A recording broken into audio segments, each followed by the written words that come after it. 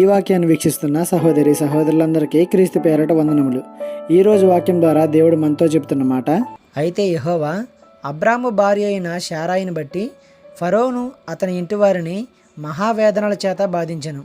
ఆదికాండము 12:17. మనది కాని దాని మీద ఆశపడితే ఎంతటి దారుణం జరుగుతుందో, ఎంతటి శిక్షను అనుభవించాల్సి వస్తుందో ఈ వాక్యం ద్వారా మనకు తెలుస్తుంది.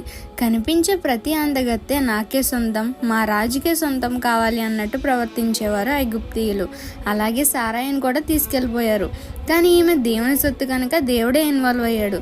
ఫరోకు అతని ఇంటి వారందరికీ తట్టుకోలేనంత శిక్ష విధించాడు. చాలా బాధ పెట్టాడు.